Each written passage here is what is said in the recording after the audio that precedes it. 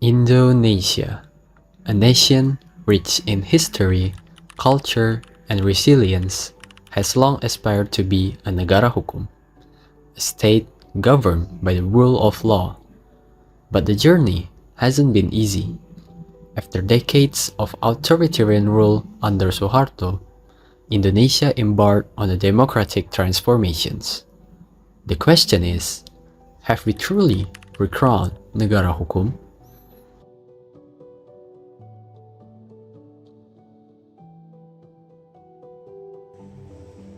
Indonesia was founded on the principle of negara hukum, or law state. The idea that the law, not power, should govern the country. But while the constitution promised justice, reality has told a different story. Under Sukarno's leadership, the law became secondary to his vision of an unfinished revolution.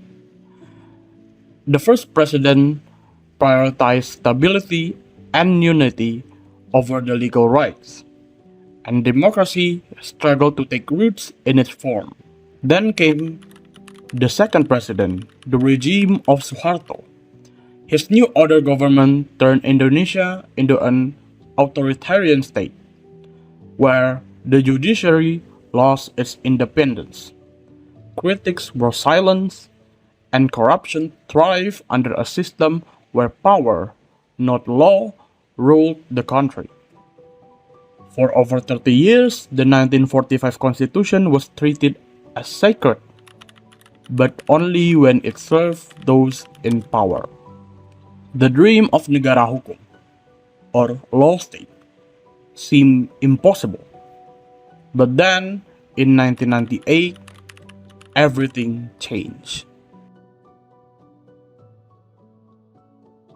The Asian financial crisis triggered massive protests. Indonesians were fed up with corruption, repression, and injustice. The people demand change and they got it. Suharto, 3 decade rule end, and Indonesian enter a new era is reformasi. With Habibie as the new president, Indonesia took its first real steps toward reckoning negara hukum. For the first time in decades, laws were passed to protect democracy, human rights, and judicial independence. Between 1998 and 1999, over 50 new laws were passed, more than ever before. Institutions like the Constitutional Court, Judicial Commission, and the Corruption Eradication Commission or KPK were established to enforce injustice. For the first time, no one was above the law. Even high-ranking politicians and business elite faced justice, but reform was far from complete. Although Indonesia had made progress, all habits died hard. Corruption persisted, judicial independence was constantly challenged, and legal reforms often faced resistance from those who benefit from the old system. 15 years after reformasi began, Indonesia faced a new challenge. Would the country continue forward, strengthening the rule of law, or it slip back into corruption and political control?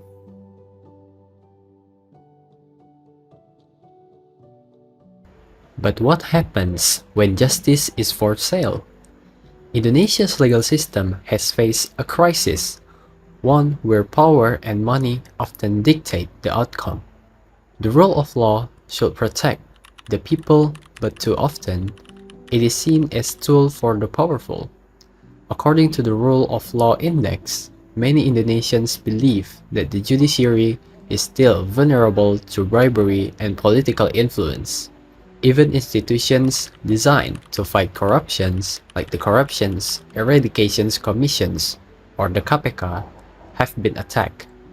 High-profile corruption cases have led to arrests, but corruption remains deeply embedded in politics and business. Despite hundreds of corruption convictions, Indonesia Corruption Perception Index have barely improved over the years. Laws exist, but enforcement is weak. Political interests continue to block real progress. The people have spoken. They demand a legal system that works, not one that can be bought and sold. The question is, will the new government listen?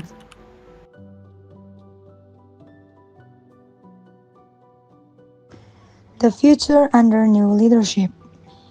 Indonesia stands at the crossroads. With new leaderships, there is a chance to restore faith in the Negara Hukum. The government has promised reforms, but real change will require action, not just words. To recrown Negara Hukum, their steps must be taken. First, strengthen judicial independence, ensuring judges are appointed based on merit, not politics. Provide better funding for law enforcement agencies, so justice is not limited by financial constraints. Expand anti-corruption efforts, giving full power to the KPK to investigate even the highest-ranking officials. Ensure equal justice for all citizens, rich or poor, by preventing political interference in court decisions. Investment in Indonesia must be insurance, but legal certainty is key. Investors need to trust that contracts will be honored and that the courts will uphold fairness. Jokowi's government has pledged to create a business-friendly and corruption-free Indonesia, but promises means nothing without enforcement. The next 5 years will determine whether Indonesia moves forward or falls back into old habits.